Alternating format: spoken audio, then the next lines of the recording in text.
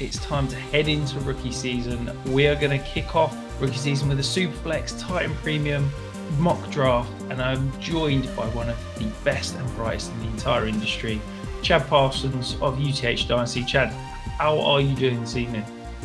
Great. Like you said, we can finally turn the page. I know a lot of people have something to be desired out of that Super Bowl. It is time to move on to the NFL draft and free agency and a bunch of off-season activities, because we never sleep in fantasy and dynasty. Absolutely. And before we dive into this mock, I guess giving kind of overall thoughts for someone that's probably not been paying much attention to college, this is their first look at the batch of rookies. What I guess a high-level overview of the class as such, in your opinion? I would say be ready for quarterback to not be as much of a talking point. Last year, we had quarterbacks go 1, 2, 3 in the NFL draft. We had 6 go in the top 12. And that led to a lot of discussion on what we're going to do in Superflex rookie drafts and leagues. And it's not that environment this year. So you might be familiar a little bit with some of the names, specifically, Shedeur Sanders, with, being related to Deion Sanders in Colorado. So you're probably familiar with some of those storylines, or Cam Ward and his story of transferring and things like that. But if you look at NFL mock drafts and you hear, again, we'll see what happens in this one, but the more and more you hear about mock drafts, fantasy or NFL wise, you're going to realize there's not as much at the quarterback position this year, where they might not go number 1. We might not have a quarterback go 2. We might only have, say, a couple in the top 10 of the NFL draft. Like, there's a lot different atmosphere and a lot different discussion this year. And I would say quarterback will really highlight that more than the other positions. Yeah, absolutely. One of my little phrases I always say is that quarterbacks dictate the depth of rookie drafts. And this year being perhaps slightly lighter, does that make you more perhaps likely to trade away those, if you're a contender, that 110, 111, 112 than you would in normal class, because there's no quarterback, so the depth isn't quite there? Yeah, I think where the quarterbacks go, and again, that's why doing mocks and when we get more stable, what's going to happen in the NFL draft, we really don't. It's early February, and that's going to be more difficult. But I think it's an interesting stress test, because I was thinking back, and even for example, Bryce Young, people didn't have a high confidence in that class. Well, we still have a 101. We still had a 102 in that class. I'm thinking, if we have like one quarterback in the top 5, another one that goes in the top 10, where does that go in Superflex is a fascinating discussion, because it's a premium position. And I think running backs are going to be pretty good this year. And we've had years where running backs have been maybe 8 of the first 10 or 12 picks in a rookie draft. So we might be trend lining in a direction like that, would be my overarching thought just going into it this early stage. And so quarterback, I do find it fascinating that if a quarterback goes relatively early, it seems like 102, 103, 104 is probably the latest in a Superflex that goes, just because of the positional value. However, I think your inclination to be in on that price or in on that player at that cost is going to be the interesting decision every dynasty owner and team will have to make. Yeah, absolutely. I think it's, at this point, I don't remember a class that was so wide open. Like, I feel like what happens over the next 3-4 months could vary, and we could see probably 10, maybe 11 guys going anywhere from kind of maybe up to 101, 102, 103, or potentially falling out the first round. It feels pretty wild at the moment. But you are the guest, Chad. I'm going to let you have the 101. Where are you going to kick us off with? Excellent. Yeah, the draft, in my opinion, at least where we sit today, I think and ultimately, I would find it hard to believe that it doesn't fit this way for me.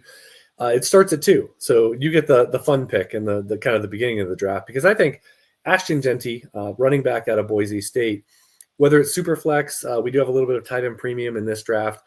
Ashton Jeanty is, his expected draft position right now is not even making it. A lot of the dialogue is he's going to go to Dallas at 12. Just like Jonathan Brooks a year ago was the talk of, he's going to go to Dallas in round 2. He didn't even make it there. And I think Ashton Jeanty has a really good chance to not make it to Dallas at 12, just to give a lens of how early he would go. If you remember Jahmyr Gibbs, Bijan Robinson, they have gone very high in the NFL draft. Now they're among the top dynasty running backs. And Ashton Jeanty, such a performance for him. Some people will argue small, level of competition, smaller school prospect. but yet he checks every box. He's a 3-down back, athletic, has the size. We really don't have any concerns other than if you want to quibble about level of competition. But he's expected to go high in the first round. And I think when you have a round one running back, not just a round one guy, but a round one that's going to go high, we also have a year where maybe not a dominant wide receiver class or wide receiver one. We just talked about quarterback. So I think this aligns where there's a top tier that includes Ashton Jeanty. And on my board, at least 1.0 big board, it is a drop to everybody else in this class. Yeah, I kind of agree with everything you said. Talking my rookie model, he's looking like being a 99th percentile prospect. Like he's very much in that Bijan tier. Like I've got a lot of confidence that he's going to come in and be an immediate fantasy producer. I'm very excited about that, what that is. I'm going to pick here at the 102. I'm going to get a little bit different. I know a lot of people have got Tetairoa McMillan. Maybe you can talk yourself into the quarterback here, but I'm going to go with Travis Hunter. I think if we were drafting today, there's no way I'm making this pick because there's the potential that you could end up playing cornerback. But I am really confident that I think when it all is said and done, I think Travis Hunter is going to be a wide receiver in the NFL and maybe have some special teams, maybe some defense usage.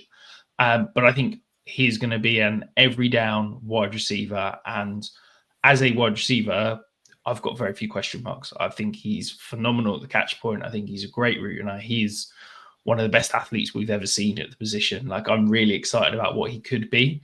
It's just that question mark as we head into, is he going to be a corner? Is he going to be a wide receiver? But for this purposes, I'm saying he's drafted as a wide receiver. I think he's going to be a top 5 NFL pick, maybe even, top 2, top 3.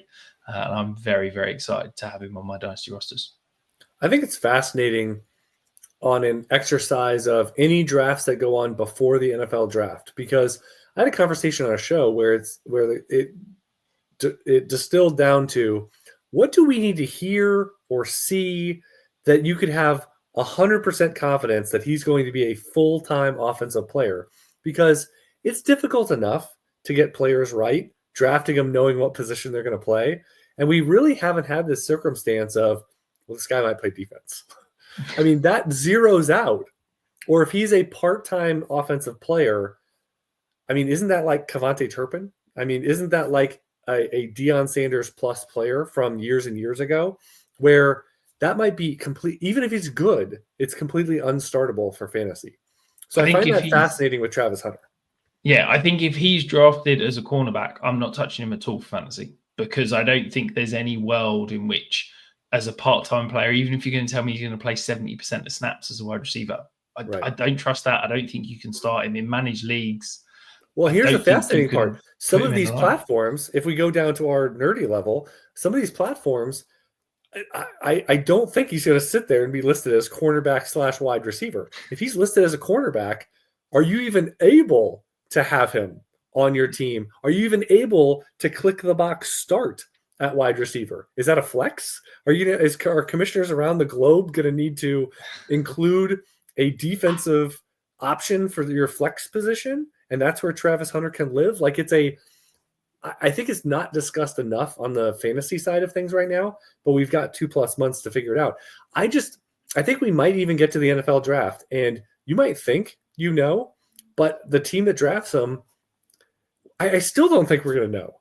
I still don't think you can go into a May rookie draft. That's why, again, I find it fascinating. If he's a wide receiver and you know that, sure, high first sounds about right. He's going to go very high. He's going to be wide receiver 1 off the board, but he might be the DB 1 off the board, which is it's an awesome storyline is all I'll say. Yeah, it's certainly something we're going to be talking about for months to come, I feel. Before you dive into the 103 though here, Chad, if you are watching for the first time, you've not hit that subscribe button, go ahead and do it. We're going to be diving into rookie season. We're going to have profiles of every fantasy relevant player. You're going to make sure they're hitting your feed as soon as they are released. Right, hit us up now, Chad, with the 103. Where are you going to be going here? All right, 103. I think there's some tiering things that are going on here. We did say it's 1.5 for tight end. So I think, again, even at this point, you start to have every position in play. So I'll just set the table by saying that. This is my first mock, actually, for rookies. So this is a fun exercise to stack up my board versus what I think might happen in the next coming picks. I will go with Tetairoa McMillan here. I do think I can arbitrage and get better value with the next go around at 105. But with Ted McMillan, likely he's going to be a top 10 pick. Right now, I think his expected draft position is 108, 109, somewhere in that range. To me, he's a poor man's, and not extremely so, but a poor man's Drake London. That's pretty good. He's got rare size. He's got good enough movement. I'm not sure we see him work out. He's probably going to be a 4.5s guy. But when you look at what he's able to do with movement at his size, I think all of the things come into play, like the Alshon Jeffries of the world, these guys that are big, and we don't normally see 6'4", 6'5" guys go this high in the draft. So it opens up a big-time ceiling you see from the Mike Evanses of the world. He's not Mike Evans. He's not 225, 230. He's in the 210s. But McMillan's going to have strong pedigree, a la Romo Dunze, let's say, from a previous class. He's got rare size, and he's going to be drafted to be that number one guy, in short order for his team. So I think with a lot of running backs on, I don't think we get another round one guy. I think you got to go here profiling with a likely top 10 wide receiver. Yeah, I love the pick. I really like the player. I've got slight concern about, I think, his usage at the next level. I think he's not a player that you can just stick out as an X receiver and say he's going to run the full route tree. I think it's almost a bit like we saw from Marvin Harrison this year. If you do that, he'll still be okay, but I don't think he's going to be that true kind of superstar that we hope. I think he is going to need to be used on eased into an NFL route tree and used on some of those crossing routes and drags and things where he can use the size and isn't having to start consistently. Hopefully whoever drafts him use him correctly and kind of eases him in nicely. But I am certainly watching that. And you say he's not going to work out. I kind of hope we still see him run some drills, whether it's at the Combine or Pro Day, just because I want to see those movement skills. I hate the gauntlet, but I kind of want to see him run the gauntlet. But I'm going to come in with the 104. Now I'm going to go with Cam Ward. I've written Cam Ward up for my rookie guide the last 2 years because I thought he was going to declare. And Right. The last 2 years, I've written him up as like my favorite late round dart throw, my favorite sleeper. It's like, this guy's got tools. This guy's got everything. He's not quite put it together, but I feel like there's an NFL quarterback in there. And he's had this great year, and all of a sudden we're talking about him being the 101. And I'm like, wow, this is, because I sort of check in and check out of college because I struggle to watch it over here. And it's like, wow, he really rose fast. I think there's a lot of tools there. I think there's a hell of a lot of projection when we're talking about him going as the 101. But if he does go as the 101 in the NFL draft, I feel like this 104 is his absolute flaw. I just can't see a world where you can't let a quarterback fall past this, given the potential value of a starting quarterback in a Superflex league. There's some size. I think he's going to get used in and around the goal line. There's some potential, mobility. I think the upside is there for me to say, if he goes 101 in the NFL, I think 104 is his floor.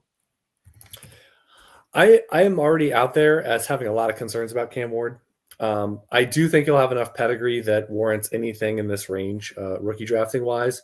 The player, though, I don't think there's a lot of special stuff about Cam Ward at all. Fantasy wise, the lack of rushing is going to be a concern. I think there's rushing concerns about a lot of the quarterbacks in this class, and that unlocks a lot of ceiling, and it opens up a pretty big downside, even if they're a successful NFL quarterback, for not having that rushing upside. And he doesn't really check any of the boxes that warrant being a 101 pick or top 5 pick or whatever lens you want to put on it. One good thing is we have seen quarterbacks that have played a lot in college benefit. Bo Nix was a recent example, but you get a lot of data points and you're generally successful. That's going to help you adapt faster in the NFL. And he has that in spades. You kind of mentioned he could have come out 2 years ago, last year. So he's played a ton of ball. And so that stands to benefit him. Maybe give him some of that Bo Nix treatment of, this is someone that is ready to go, quote unquote, or isn't a project, not a guy that we have to pair with a solid veteran who may not start right away. We know what that means. It means you're going to start in November instead of September. It's not that big of a deal. But Cam Ward right now, like, he would be one guy that at his price or what I've seen so far, I wouldn't be drafting. I think the pedigree is probably going to be his best trait, in my opinion. Okay. Right. Now you can tee us up with the 105. Yeah. So 105, just to play this out, I am going to go. All right. I'm going to go with Luther Burden. So Luther Burden is one of there's only two other wide receivers right now that have a projection in round one that I have confidence that will go round one.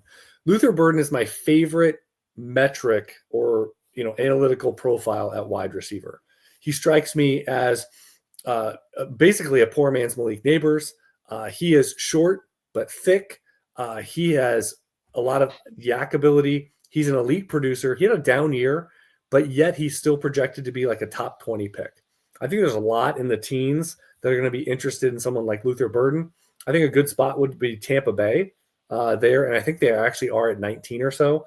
But again, his comps are very good. Malik Neighbors, I mentioned, he's very similar to Pierre Garçon, if you want to just think of that type, which is a little shorter, thick, good after the catch, and I think his floor is insanely high. So round one pedigree, he's likely going to go to a situation as opposed to the top 5 or 10. You get to go to a situation likely in that pedigree range with a good quarterback. So that's going to be something that helps him. I actually, if everything's square up and I had to choose one guy to, live and die by, I like him more than Tet McMillan, just as an overall profile. So Luther Burden is one of my guys early on here. I think the pedigree is pretty solid. And like I said, I think the landing spot, he's going to get round one pedigree. It's just a matter of how early in probably the teens where he ends up going. Yeah, absolutely. And, elite high school prospect coming out. So he's got that background. We know that the NFL loves 5 stars and all those kind of stuff as well. So yeah, I like him. I think there's a little bit more boom bust on a week to week basis. I think I agree with you around, I think I know what he's going to be in the NFL. I do worry that there could be a slight boom bust nature in those sort of managed week to week leagues when you're hitting that starting button. I'm up at the 106. It feels like for me, after those top 5, I've got a bit of a cut here. And it's kind of like there's a few guys I feel like I should be drafting, but I'd rather trade back a couple of spots and let someone else kind of make the pick for me. I am going to go with Omario Hampton. It's like, I get it. I get the profile. I think there's enough to like. I just don't love it. Like there's a lot he does well. I think he's definitely going to have a role. I can picture him in the NFL, but I don't. There's no wow. There's nothing that I fall in love with, and it's just like, yeah, that's what I'm saying. I'd rather trade back a couple of picks, let somebody else make the decision for me, and then I can kind of take whoever's left in this tier for me. Yeah, he was probably going to be my pick. If he lasted to me, I figured that was probably going to be the good pick. He's the most likely running back to probably go in the top 50 of what is left. I don't have high confidence that he's going to be running back 2, but that's kind of where we're trend lining off the board. I don't think he's that special, though, kind of like you. I think he's a good running back. Like my best comp is, or my closest comp is Zach Charbonnet. And if you think of Zach Charbonnet, he also went round 2. I don't think anyone is overtly excited about Zach Charbonnet. Ultimately, he ended up with another quality running back on his depth chart, which could happen to any of these guys. So that's what makes it really tricky with the running backs outside of Jeanty projecting at this point. So we're up to, is this 7? This is 107, yeah. 107. All right. I am going to go with another running back here. I think there's a little more juice, more upside here. The comps are great. And he's been a up and down player. Actually, a lot of people thought he was coming out last year. TreyVeon Henderson. He has a lot of support with some of the scouts out there. When you look at home run ability, I don't think Omario Hampton has that, but he's right now projected to go decently higher. I think if you told me right now TreyVeon Henderson goes round 2 in the NFL draft, I love this pick, double thumbs up. But the risk factor falling to round 3, if you look historically, the round 2 versus round 3 running backs, there is a difference. Round 2 guys, I think, are generally drafted to be the starter and relatively early in their career. Round 3 guys, maybe not so much. We've seen plenty of them get drafted, and it's like, oh, you're just going to be part of the committee. You're going to be the backup. We've seen teams invest in the position like that where they have no inklings, seemingly developmentally, that is going to be your future starter. But TreyVeon Henderson, big-time profile. I wish he came out last year. He's 22.9 years old this year. A little bit of a turnoff. We don't have a ton of hyper young running backs this year. But TreyVeon Henderson, I think the explosive upside he has, especially a two-way guy, he has a 77% receiving score in my model, that some of these other guys I think are going to be a little more limited as an explosive 3 down or pass catching back. TreyVeon Henderson doesn't have those concerns. So I'm pretty comfortable in mid-first here with him. Yeah, absolutely. High school wide receiver, like no concerns about his receiving ability, and think that explosion, that home run ability is definitely the higher upside pick. I'm going to stick with the Ohio State guys, but I'm going to go wide receiver. Emeka Egbuka just feels like a really safe, solid prospect. Like, I can kind of see him in the NFL as a wide receiver 2 on the majority of teams. I think for fantasy, he feels like the kind of guy that's over the next 6 years probably going to have 4 top 36 seasons and probably no top 24 seasons. Like, I just feel like he's solid wide receiver 3, 4. Know what I'm going to get. I've not got many concerns. I'll go with the positional value here. I'll go with Shedeur Sanders. We're up to what, 9? Yep. So 9. Shedeur Sanders, I think, for example, with the Raiders, they're going to draft a quarterback. Are they going to trade up? Are they going to stay where they are? I think that's the floor for either Cam Ward or Shedeur Sanders, likely the top 2 quarterbacks off the board. Those are the only 2 you probably feel good about, saying that they're going to be top 10 picks, top 15 picks, whatever it ends up being. Shedeur Sanders, like, I almost feel like he could wrap around. We're kind of seeing in this mock draft, there might be more hate on him than is deserved. I still think he's a pretty good profile. I think we should question what the ceiling is, but a lot of people compare him to Alex Smith. I actually think he's kind of like a taller Bryce Young, a guy that you don't really like the arm, but it's good enough. You don't really like the rushing, but he can extend plays. I think he has some natural accuracy. I think the pedigree, again, at this point, we talked about a year ago, this was a range where someone like Bo Nix was available. Michael Penix was still on the board. And that obviously, in retrospect, is a better play than going after quarterback this year in that same range, in my opinion. But Shedeur Sanders likely is gone by here in mocks that don't involve the 2 of us, I would say. Or, just because it's a big name, a lot of people might think Shedeur Sanders still has outs to go in the top 2 or 3. I think that's going to probably fade as the process goes along, but still going in the top 10 or so.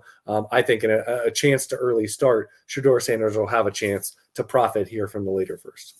Yeah, absolutely. I think, good operator, good processor, highly accurate. If he lands in the right system, if he does go to that Chip Kelly offense, I'd be really interested. I'd be really intrigued. I just think there's a limit on the ceiling, because I do worry that I don't think he's even got NFL average arm strength. I think it's probably slightly below average. And that with the, let's say, average athletes kind of higher upside, it scares me a little bit. So yeah, I'd rather go elsewhere. But as I said, if he lands with Chip Kelly, I'd be very, very interested. I'm up at the 110. I'm going to stick with the Ohio State theme. I'm going to go Quinshon Judkins. If you said to me that he was the running back 2 in this class, I would believe you. If you said to me he was the running back 10 in this class, I would believe you. I think there's a lot of talent there. I don't think he's necessarily all put it together on tape. I'd like to see him get a backfield to himself in the NFL, but I don't know if the NFL are going to kind of project him and give him that opportunity. So there's bits I like, there's bits I don't like. Every time I watch him on tape, I feel like I change my opinion on him. Are you a Judkins fan? I go back and forth. I mean, I have him at 7 or so on the big board. He was going to be the next, best available, if you will, at this point in the draft. I think I liked him a lot more when he was at Ole Miss. He transfers, and we can get more data points at running back. A lot of times it might sour you. I think he has some questions as a pass catcher on how much he'll be utilized in that fashion. And I'm not sure he's quite as big play / explosive as we would like, is what I would say. And I think he's the exact type that we shouldn't be surprised if he falls to round 3 by the NFL. Yeah, no, it makes a lot of sense. So you're up your final pick here with the 111. I'm a little surprised tight end hasn't gone, but I've talked myself out of it every single direction. And I think part of it is anyway, we can get to that. I'm going to pick a non-tight end here because, again, 1.5 to me is not as much of a premium as people think. Generally, it gets overrated. That's why I kind of clarified before we started, is it going to be 2 PPR or like what's the premium they're going to be? I'm going to go, and I always think the last pick you make should always be a soapbox guy. And I'm going to go with Dylan Sampson. So he's one of my guys. At 111, I will certainly take it. He's the youngest running back in the class, right around 21 even for his NFL debut in September. He's trendlining towards being a day 2 pick. I think he deserves to be one. You look at Young, he's going to run in the 4.3s probably. The biggest question is, what does he weigh in? If it's around 200 pounds, I'm good with that. He's going to be a subsized guy. But if he just confirms the things I just said, he's pretty similar to someone like Javid Best, if you remember him from Detroit Lions days, who was a first rounder, highly explosive. This is a two-way guy. He took the lead role from some other guys with pedigree at the Tennessee program. He had a monster season to break out. He's very young. And you want to talk about someone you can manipulate as a weapon on an NFL offense. He's exactly that. Explosive, like I said, 4.3x speed. He was a track guy, so we shouldn't have any concerns about this testing process for Dylan Sampson.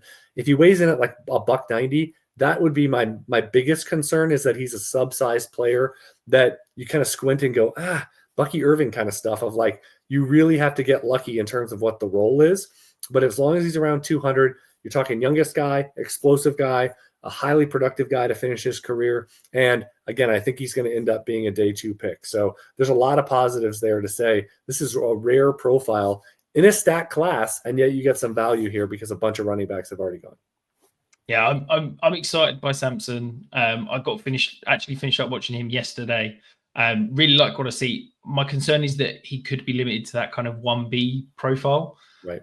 Although you have no idea, Chad, my love for Javid Best, and when you comp someone to Javid Best, you remember the year Javid Best got hurt? He was on his way. I think he had like 3 games played, and he was averaging like 20 points per game. And then all of a sudden, it was just the end of things. It was almost like David Wilson was that guy for me with the Giants, where it's a what-if scenario of, imagine this guy healthy for a decade. What would that have resulted in? 2 really explosive guys that we just got a glimmer in the NFL. Yeah, I have true love for Javid Best. He's one of my favorite fantasy players ever. And then he turned out to be an Olympic sprinter in the end. So, the concussions got to him, but he had a decent career in the end. I'm going to finish this up. I'm going to go Tre Harris. I don't really know what to make of him. I kind of feel like it's draft capital and landing spot dependent, but big-bodied, I think he's got enough interesting in his profile to kind of be intrigued with this kind of dart throw at the back end of the first round. Before we wrap up, Chad, anyone left on the board that you're kind of surprised still sitting there, or anyone that you'd be excited to be drafting or trading up for if this was a real draft in the second round? Yeah, I think that in tight end premium in general, if you got a round 1 profile, and that would be at this point projected for Tyler Warren, Colston Loveland, those 2 guys should probably go. I know in FFPC it's 1.5 PPR for them, and they would go in the first round, like just knowing what I know about that format.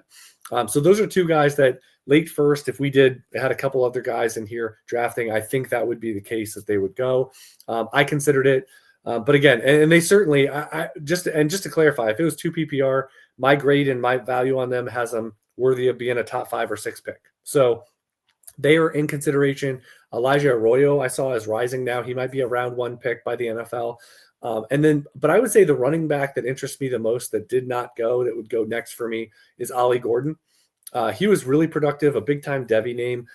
Didn't quite have the best year this past year, but he's still 21. And the biggest thing for me is I had him about 210 pounds list or projected. He comes in at 230 plus. Now, if he runs anywhere near what I had him at before at 230 plus pounds, that's a crazy speed score, and it really boosts his profile. So Ollie Gordon with his weigh in during the All-Star game circuit, and now being a guy that's right on that round 3, round 4 lens, just a really intriguing profile when you look at his comps. Like, he's a Jordan Howard plus type player. If you remember him out of Indiana, he goes and has a really, I was going to say surprising career, but he was a lead back in the NFL with Chicago for 2 or 3 years in a row. And it was a bit of a surprise and a lot of value coming out as a rookie with what his career turned into. So Ollie Gordon is very productive. And now you put it prototypical size to that, he just becomes a wild card here for maybe the late first, but probably somewhere in round 2 for rookie drafts. Makes a lot of sense. And drafting with me, Chad, you got to understand, tight ends are never going to get drafted. I'm notoriously lower across the board on tight ends in terms of how they're valued. particularly young, unproven guys. So I'll probably leave them sat out there for a little bit. We're playing a game of chicken here, and even in tight end premium. Exactly that. But thank you ever so much for jumping on, Chad. I really appreciate it. I'm sure everyone watching has thoroughly enjoyed this.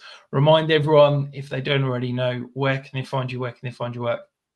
Absolutely. I have a 5 or 6 show a week Under the Helmet podcast, so you can find that on all of your applicable channels. Got guests. We talk NFL, we talk fantasy, whether it's redraft, dynasty, NFL draft. It's a myriad. It's kind of an all-encompassing. Everybody come on in and enjoy the discussion show. If you want more in-depth dynasty stuff specifically, UTH Dynasty, I got podcasts that are on the premium side, about 500 plus a year. You can follow me on the patreon.com/UTH. There's a bunch of different ways to find me. I podcast a lot, but whether it's free, paid, premium, any of those types of channels, you can find a way to just pull up on your couch and listen on a weekly basis to me a few different times if the mood strikes you.